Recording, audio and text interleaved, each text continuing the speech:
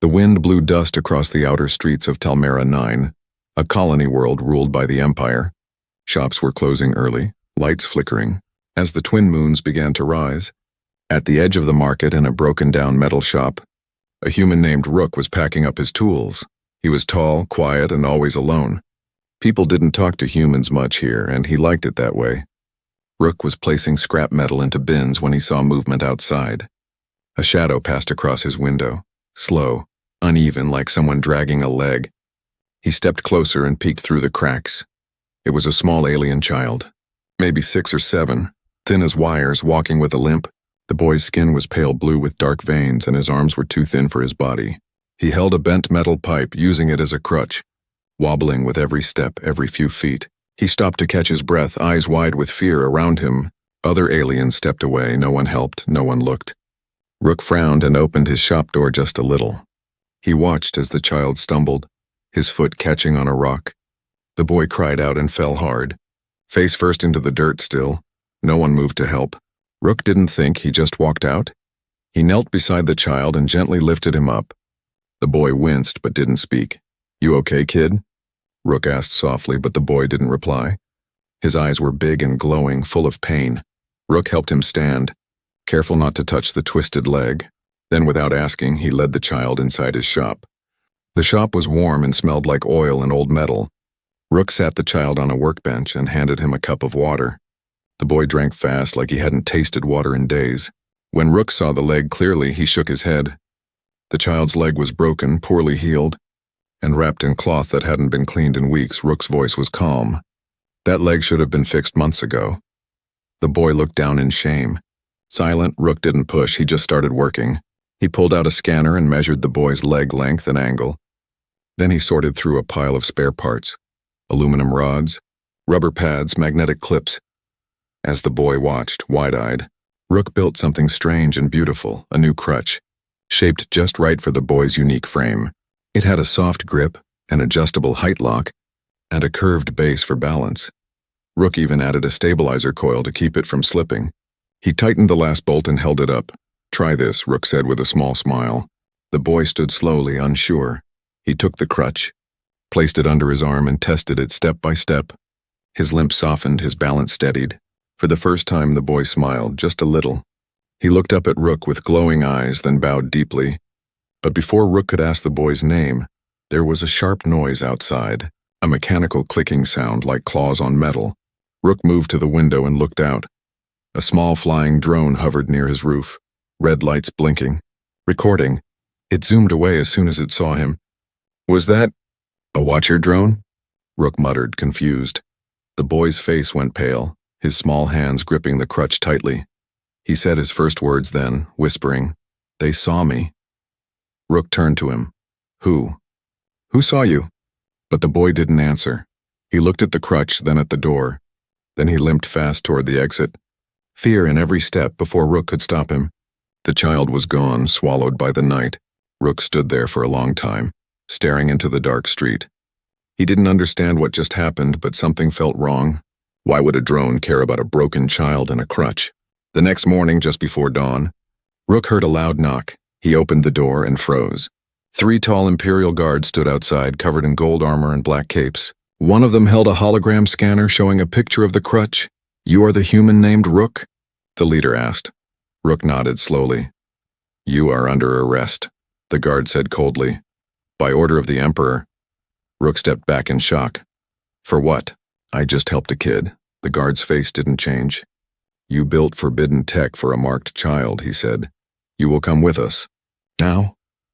Rook looked down at his hands, the same hands that shaped metal into mercy. Now, they were about to be chained, and far away in the shadows of the broken city, the little boy with the crutch was watching it all happen, tears in his eyes, fire in his heart. The stranger who helped him was gone, but the story was only beginning. The chains around Rook's wrists felt heavy, not from their weight, but from the silence that followed. He sat in the back of the transport hover, surrounded by guards who never spoke. Outside the windows, the city passed in flashing lights, tall black towers, blinking signs in alien script, and flying drones scanning the streets. No one looked up, no one dared. Rook didn't understand. All he did was help a child walk, and now the Empire was calling it a crime. When they reached the command station, the guards pulled him out roughly. They dragged him through metal hallways lit with cold blue light. Machines hummed behind walls, and soldiers walked with stiff posture. No one met his eyes. They threw him into a holding room and slammed the door shut. Rook sat in silence. The smell of rust and dust around him, his hands ached. But he couldn't stop thinking about the boy. Why was that child so important? Why had the drone been watching? The door opened again. Fast, sharp, a tall alien in purple robes entered. With 2 more guards behind him, he looked down at Rook with disgust, like he was something stuck to his boot. "You built a crutch," the man said slowly. "A simple tool," Rook replied, trying to stay calm. "You gave it to a cursed bloodline," the man snapped. "That child was discarded for a reason." Rook leaned forward. His leg was broken and no one helped him. "He's just a kid," he said, voice growing louder. The alien slammed his fist on the table. "He is the Emperor's shame," he growled, "and by helping him, you insulted the Empire." Rook stared at him, stunned. "He has no name, no rights, no future," the alien said coldly. "Your act of mercy is now considered treason." The guards pulled Rook to his feet again. They dragged him out and into a larger chamber, this one open, with a high ceiling and glowing emblems on the walls. Soldiers lined the sides, and in the center sat a giant throne made of obsidian and crystal. The Emperor hadn't arrived yet. Rook stood in the center of the room, chained and alone. Then the great doors opened, a hush fell over the hall, and the Emperor stepped in, tall, armored in black and gold, with eyes like fire and a voice that echoed even in silence. He walked slowly to his throne, then sat. The room remained silent until he spoke. "Bring the device," the Emperor said. A soldier carried in the crutch Rook had built. It was still intact, a little dirty, but glowing faintly at the base. "Human," the Emperor said coldly. "You gave this to the unworthy. You defied divine order. I fixed a broken leg," Rook replied, anger slipping into his voice. "I used scrap metal." "Not a weapon," the Emperor narrowed his eyes. "You gave hope to what should remain hopeless, and for that," he said, voice rising, "you will be erased." Just as the soldiers stepped forward to carry out the sentence, boom! A sudden explosion rocked the side wall.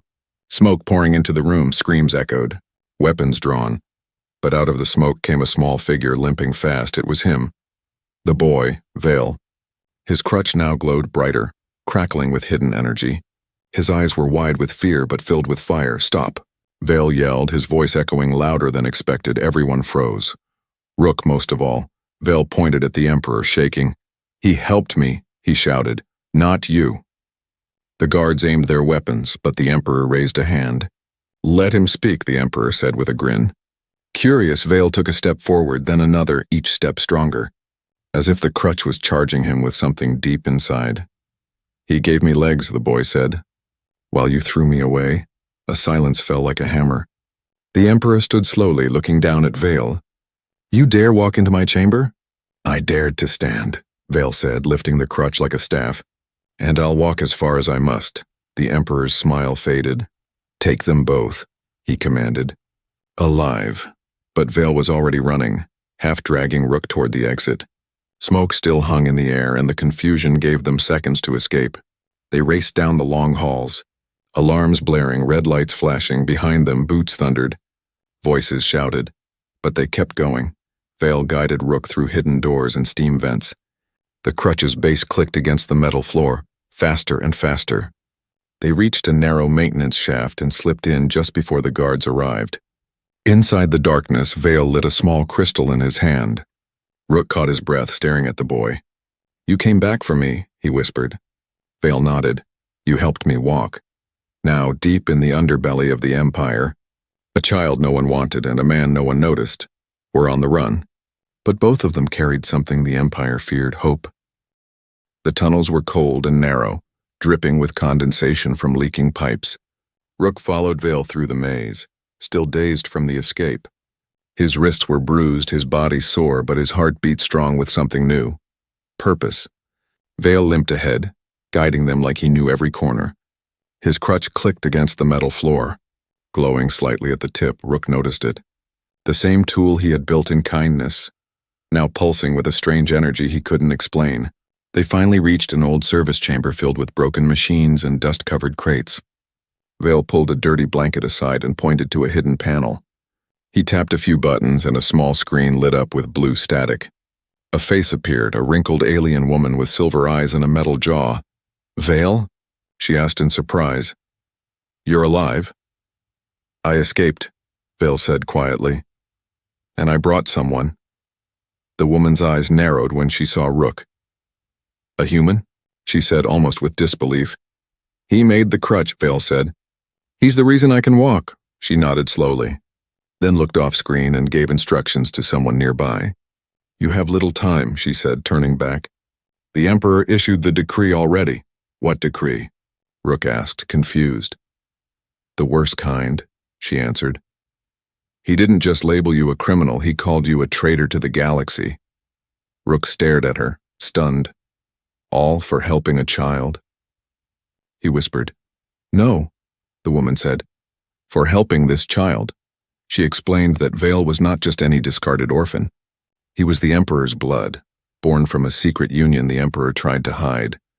Vale's mother was from a forbidden clan, exiled for refusing to bow to royal control. When she gave birth to Vale, the Emperor ordered him removed, marked, cursed, and erased from records. But the child lived hidden in gutters, crawling through garbage, limping through life until Rook helped him, and now, that act of kindness had torn open a secret the Empire buried long ago. The Emperor feared that truth more than any weapon. "I'm sorry," Rook said softly to Vale. The boy looked up, confused. "For what?"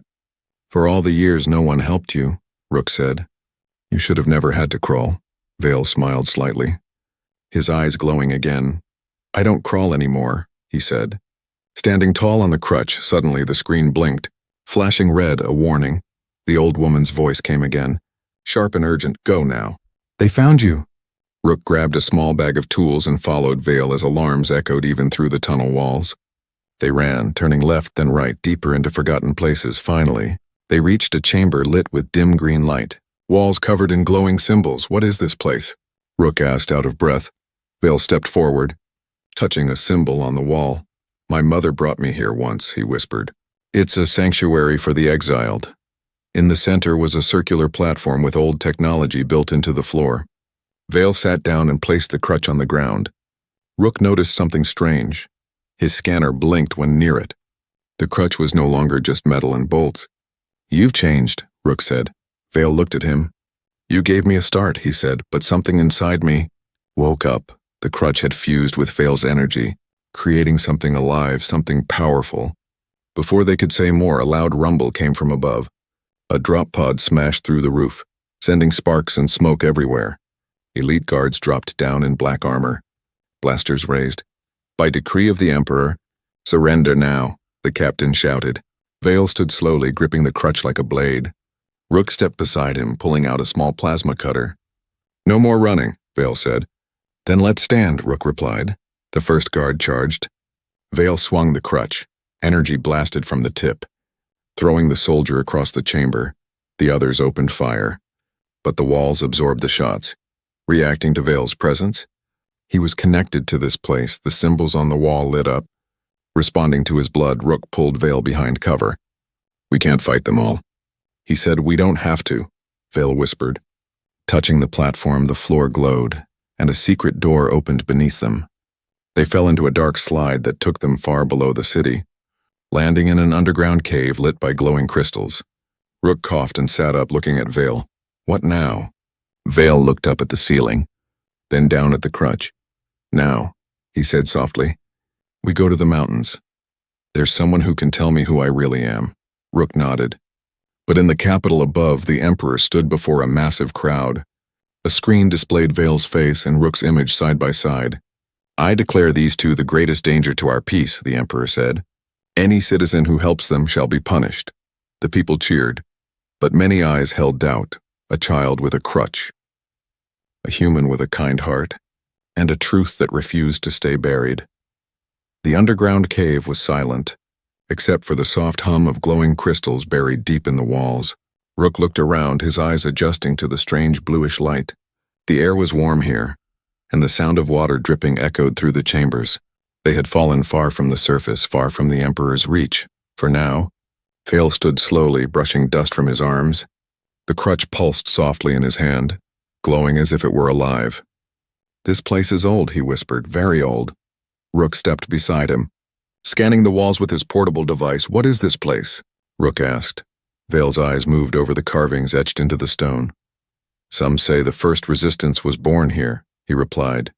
"Before the Empire, before the throne." Rook frowned. "You mean rebellion?" Vale nodded, then touched the crutch gently. I was meant to come here," he said almost in a whisper. In that moment, the ground rumbled beneath them just a little, not like an earthquake, more like something waking up. Suddenly the carvings on the wall glowed brighter. Matching the energy from Vale's crutch, the cave lit up in waves of light, symbols dancing across the stone. A hidden door slowly opened to their right. Rook raised an eyebrow. "That's not natural," Vale smiled faintly. "Then maybe neither am I." They stepped through the new tunnel, which led to an ancient rail transport system. Broken, rusted but partially powered, Rook worked fast, rewiring the controls using scrap from his bag. Sparks flew, gears turned, and the rail car hissed to life. It wasn't fast, but it would get them to the outer mountains, away from the city, away from the Empire's eyes. As the car rolled through the tunnel, Vale sat with his back against the wall.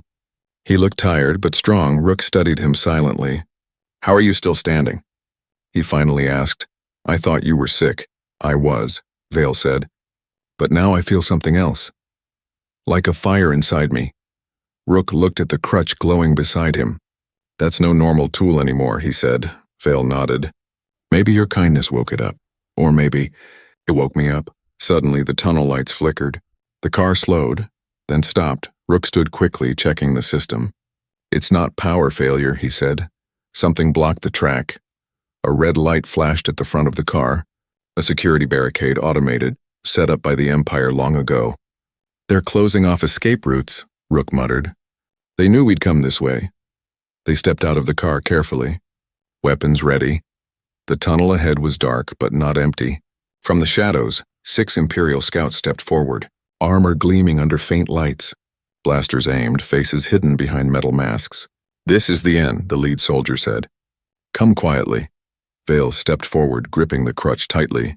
He didn't speak, he just lowered his head, and the crutch began to glow brighter. Rook shouted, "Wait, don't—" But Vale lifted the crutch and slammed its base into the ground. A pulse of energy exploded outward, throwing the scouts off their feet. The tunnel shook, dust rained from above, and one of the ceiling supports cracked. Rook pulled Vale back as the roof began to collapse. "Run!" he yelled. They darted into a side passage just as the tunnel caved in behind them, sealing the way, panting, covered in dust. They kept running. The passage narrowed, leading to a metal ladder built into the wall. Up they climbed, one step then another, higher and higher at the top. Rook pushed open a hatch, and freezing air hit his face. They were outside in the mountains at last. Snowflakes drifted from the gray sky, and wind howled through the peaks. They stood on a rocky cliff overlooking a frozen valley below. Tiny lights flickered, an old village nestled between cliffs. "That's where we go next," Vale said, pointing. "They will help us." Rook narrowed his eyes. "Who?" Vale took a deep breath. "The ones who survived the Emperor's purge. The ones who remember the old ways." They climbed down slowly. Careful on the icy path, every step was dangerous, but they made it. As they entered the village, eyes peeked out from windows, doors creaked open, and figures emerged, old aliens, scarred, wrapped in layers of fur and cloth. One of them stepped forward, holding a staff. She looked at Vale and froze. "It cannot be," she whispered. "You are her son." Vale nodded slowly. "Yes," he said. "And I've come to remember who I am." Behind them, far away, the Emperor stood in his private chamber. A shattered mask lay on the floor, his hand trembling. The boy still lived. The fire still burned. He turned to his generals, voice cold as death. "Send the hunters," he said. "No more warnings." The village in the mountains was silent as the old woman stepped forward. Snowflakes fell gently as she stared into Vale's eyes. "You have your mother's fire," she said softly. "But the Empire will come." Rook stood behind Vale, still catching his breath from the climb. He looked around the village, small huts made of stone and metal scraps. Fires burning low in barrels, old generators humming weakly in the cold. Children peeked out from behind curtains. Women held their young closer, and old men gripped walking sticks made of bone and pipe. This place had seen too much pain. I'm not here to bring trouble, Vale said gently. I just want to know who I am. The woman turned, motioning for them to follow. My name is Era, she said. I was your mother's sister. She led them into a hut filled with old relics. Hanging lights and a cracked table covered in star maps and ancient books. She sat slowly, her bones stiff with age. Your mother believed in peace, Era said. But peace was dangerous. Vale listened as she told the story, how his mother loved the Emperor once, truly loved him.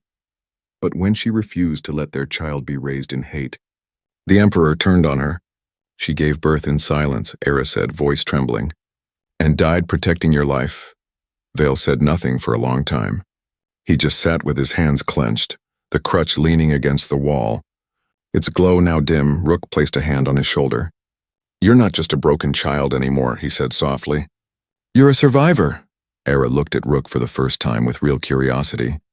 You built the crutch? She asked. Rook nodded. Just wanted to help. She smiled faintly. You did more than help, she said. You sparked something ancient. That night the villagers gathered in silence.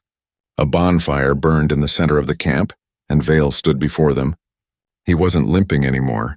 He stood tall, balanced, confident. I was thrown away, he said, voice steady. But I'm still here. He raised the crutch in the air, and it pulsed once with blue light. This tool was built by a stranger, Vale said. But it gave me back my legs. Now I walk for all of us. The people watched with wide eyes. Some nodding slowly, old warriors bowed their heads. Mothers wept quietly, but far away under the moonless sky, shadows moved. Empire hunter drones hovered silently over the cliffs, their red eyes flashing inside the lead ship. A tall alien captain in jet black armor received the signal. They've found him, he growled. Prepare to strike. By morning the attack began. It started with a loud hum, machines slicing through clouds. Then came the fire, missiles crashing into the snow near the village gates. Panic erupted, people running. Alarms screaming, Rook grabbed Vale and Era, pulling them behind cover. We have to fight. Vale shouted, we can't just run again. Ira looked at him. You're not ready. I don't care, Vale said, eyes burning. I have to try. Rook opened his pack and handed Vale a small device. It's a shield mod, he said, only lasts 10 seconds.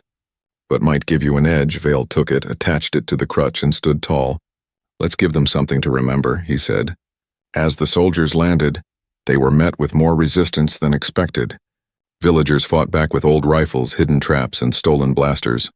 Rook took cover near the power station, using his plasma tools to overload circuits and cause EMP blasts. In the center of it all, Vale moved like lightning with the crutch in hand. He danced between attackers, shield flaring as energy beams bounced off him. Each swing of the crutch sent shockwaves through the snow. Not one strike missed. The hunters were fast, but Vale was faster. Rook watched in awe as the child who once crawled in pain now stood against trained killers. But then one of the drones fired a heavy bolt. It hit near Era's hut, collapsing it in flame. No! Vale shouted, racing toward the fire. He pulled Era from the rubble. Her body burned, her breathing slow. She looked up at him, smiling faintly. You walk like your mother, she whispered. And then she was gone. Vale stood in silence. Shaking, Rook came to him, placing a hand on his shoulder. I'm sorry, he said. She died proud. More drones flew in.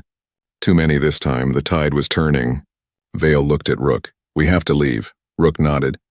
There's a path through the cliffs as they fled, carrying wounded villagers and children. Vale looked back. He saw fire, smoke, destruction, but also unity. They didn't just fight for him, they fought with him. He wasn't broken anymore, he was a spark. And the Empire had just made their biggest mistake. The wind howled through the icy cliffs as Vale and Rook led the survivors higher into the mountains. Smoke still rose from the burning village below. The sky was gray and cold, but Vale's eyes were full of fire. He didn't speak much as they walked. His arms held a crying child. Her face pressed against his chest. Behind him, Rook carried a wounded man on his back. Snow crunched under their feet as they marched through frost and pain. They found shelter in a shallow cave. Hidden behind thick vines and broken stones, Rook helped light a small fire, while the others huddled close for warmth. Vale sat alone near the entrance, staring down at the crutch beside him. It was glowing again, but something had changed. The color was deeper, more alive, like it wasn't just metal anymore. He placed his palm over it and felt a pulse. It matched his heartbeat like it knew him. Rook walked over quietly, sitting beside him. "You okay?" he asked. Vale nodded slowly. "No," he whispered. "But I will be." Rook looked out at the snowy valley below. "I've seen a lot of broken things in my life," he said softly. "But I've never seen anyone fix themselves the way you have." Vale looked at him, his voice trembling. "I didn't fix myself," he said. "You did?" That night, as the others slept, Vale dreamed. He stood in a massive hall filled with golden light. At the far end stood his mother, her face kind, her arms open. "You must become more than what they made you," she said. "More than the curse. More than the fear." She placed her hand on the crutch, and it transformed. When Vale awoke, he gasped. The crutch had changed shape in the night. The metal had shifted, lengthened slightly, and new lines of energy flowed across its surface like veins. It was no longer a tool, it was part of him now, just then. A soft chime echoed through the cave. Rook's portable scanner blinked. A signal was being transmitted nearby. He opened the device, and a hologram appeared. A woman with green skin and a cybernetic eye appeared on the screen. She wore old armor and a red scarf across her shoulder. "This is Commander Talia of the Hidden Flame," she said. "We saw what you did," Rook blinked. "Is this live?" "Yes," she replied. "We're coming." Before Rook could respond, the signal cut out. Vale looked at him confused. "Who was that?" Rook shook his head. "Rebels," he said, "real ones. They must have picked up the energy surge from your fight just a few hours later." 3 small ships appeared in the sky, sleek. Black and fast, they landed softly near the cave. And soldiers stepped out, not Empire soldiers. These wore mismatched armor, old uniforms, and strange weapons. They looked like ghosts from different wars. At their front was Commander Talia. Tall and scarred, with eyes that missed nothing, she walked up to Vale, looked at the crutch glowing in his hand, and knelt. "We've waited a long time for someone like you," she said. Vale stepped back, unsure. "I'm not a leader," he whispered. "I'm just trying to survive." Talia stood again, smiling faintly. "And yet you gave hope to a dead village," she said. "You faced elite hunters and walked away. You're more than you think." Rook crossed his arms. "So what now?" "We take the fight to the Empire," Talia said, "and we let the galaxy see what they fear most. A broken boy who stood up?" Rook asked. "No," she said, "a broken boy who rose higher than the throne." They flew to a hidden rebel base on the edge of the planet, deep in the canyons. Invisible to most satellites, Vale saw for the first time how many people were ready to stand. Old warriors, young fighters, tech builders, medics, families who had lost everything. They had one thing in common. They all believed the Empire could fall, and now they believed Vale might be the spark. In the center of the base, a large screen flickered, showing the Emperor's newest broadcast. His voice was cold and filled with venom. "The cursed boy lives," he said. "He brings death and rebellion. Anyone who supports him will burn." Vale watched in silence, then stepped onto a small platform near the control room. He took a deep breath, then nodded to Rook. "Start recording." The cameras came on, and Vale began to speak. "My name is Vale," he said. "I was born to be erased, thrown into the dirt. But a human gave me legs." He held up the crutch, now glowing bright. "And now I walk for every child who was left behind, for every village burned, every truth buried. We are not afraid anymore." Around the base, people watched, tears in their eyes, and across the stars. The message traveled, planet to planet, screen to screen. The galaxy listened. The Empire had fire and armies, but now the people had a voice. A spark had turned into a flame, and rebellion had truly begun. The stars above the capital city shimmered like ice, but down below the streets were tense, cold, and quiet. Banners of the Empire still hung from every tower, but the air was different now. There was fear, not of the Emperor, but of something rising from below. In every district, whispers spread fast. The cursed boy was alive. He had walked through fire, and now he was coming back inside the throne palace. The Emperor stood at the top of the grand staircase, his face pale. He watched a new transmission play on repeat. Vale's voice. Vale's image, his words were spreading like a virus, reaching systems the Empire no longer controlled. "This ends now," the Emperor growled. "Prepare the Omega Guard, down below. At the edge of the city, rebel ships appeared in the sky, sleek black vessels with burning engines and glowing red symbols.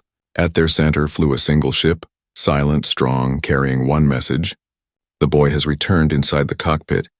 Vale stood beside Rook, his hands gripping the railing as the city grew larger in the window. His crutch leaned beside him, now fully transformed into a sleek, glowing staff, half weapon, half memory. He wore no armor, only a simple cloak, but his presence filled the room. "You sure about this?" Rook asked, adjusting the comms. Vale nodded. "I have to face him. He ruled by fear," he said softly. "I'll end it by walking through it." The ship landed in the heart of the city square. Right outside the gates of the palace, crowds had gathered, some cheering, some silent, all watching. Guards stood in shock, unsure whether to point their weapons or bow their heads. The gates opened slowly, and from within, the Emperor stepped out, dressed in black, with a silver crown and gold-tipped staff. His eyes locked on Vale's, and for the first time in decades, he looked uncertain. "You dare stand before me?" the Emperor asked. "I do," Vale replied calmly. "But I'm not kneeling." The Emperor raised his hand, and a dozen Omega guards stepped forward. They were the most elite warriors, silent, brutal, loyal to the end, but before they could strike, Vale stepped forward and lifted his staff. A pulse of energy rippled through the ground. The symbols across the city flickered. Reacting to his presence, buildings trembled. Lights shattered, and then something unexpected happened. Half of the Omega Guard dropped their weapons. One by one, they stepped back, lowering their heads. "We were told he was a curse," one said quietly. "But he walks like royalty," the crowd gasped. And a wave of silence followed. The Emperor's face twisted in rage. "You were nothing," he spat. "I made you disappear." "You were never meant to exist." Vale's voice was steady. "You tried to bury me," he said. "But you didn't realize I was a seed." He stepped closer. Slowly, each footstep echoing, the remaining guards stood frozen. No one moved. The Emperor lifted his staff to strike, but Rook fired first. Blasting the staff from his hands, the Emperor turned in shock, but it was too late. Vale struck the ground with his crutch staff, sending a burst of pure energy upward. The golden banners burned.